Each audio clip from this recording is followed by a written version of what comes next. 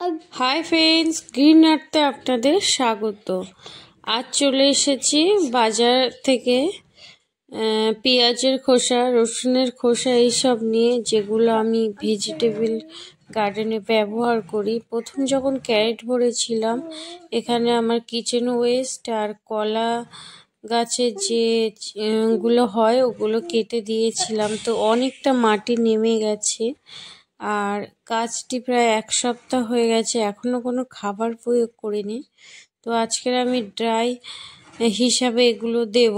এগুলো খুব তাড়াতাড়ি মাটিতে পরিণত হয় আর একটা সারে পরিণত হয়, আর এগুলো একদমই জৈব। এর জন্য আমরা যে সবজিটা করব সেটা সম্পূর্ণ প্রোটিনযুক্ত হবে, হেলদি হবে। বাজারে আনা সারের যে প্রবলেমগুলো হয় সেটা হবে না। কেমিক্যাল দিয়ে, সার বিষ দিয়ে যে খাবারগুলো রেডি হয়, ফল ফুল, তো সেটা হবে না। এই জন্য আমি এই পেঁয়াজের খোসা, রসুনের খোসা, আলুর খোসা এগুলো আমি সবজি গাছে বেশি প্রয়োগ করি। আর এখানে আমি ফাঙ্গাস লাগার জন্যে 1 সপ্তাহ আগে যখন গাছ লাগিয়েছিলাম, আমি বেশ কিছুটা হলুদ দিয়ে দিয়েছিলাম।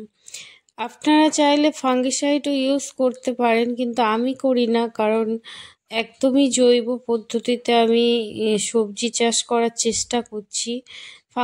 ফাঙ্গিসাইডের সাপটা যদি কেমিক্যাল হয় বা তার মধ্যে যদি কোনো কেমিক্যাল থাকে, এই জন্যে আমি এখানে হলুদের স্প্রে করি।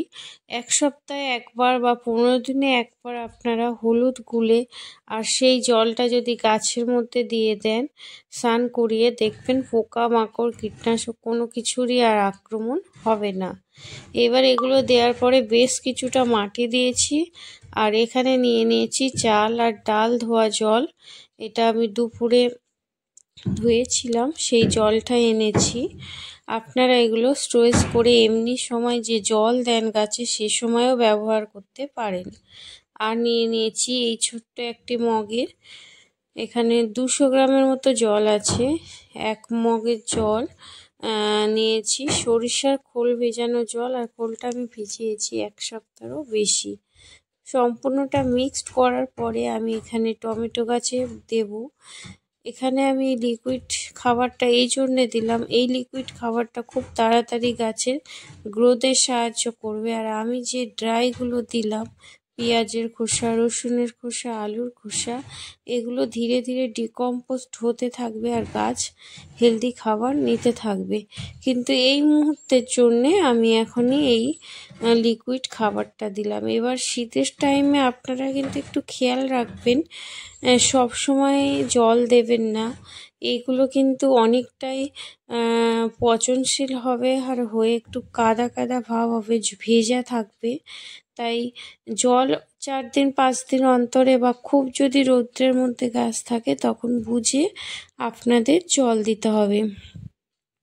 ভিডিওটা করেছিলাম 2 দিন আগে, আজকে তো খুব বৃষ্টি হচ্ছে, তো এখন আমি 1 সপ্তাহ প্রায় গাছে আর জল দেব না। আপনারা যদি এইভাবে সবজি গাছ করেন, বাজার থেকে আলাদা করে আর কোনো মাটি সার বা কোনো খাবার কেনার প্রয়োজন হবে না। এইভাবে একদমই জৈব পদ্ধতিতে আপনারা নিজেদের ছাদ বাগানে টবের মধ্যে সবজি চাষ করতে পারবেন। বন্ধুরা, ভিডিওটা ভালো লাগলে সাবস্ক্রাইব করবেন আর পাশে থাকা বেল বটন অন করে দেবেন। নমস্কার।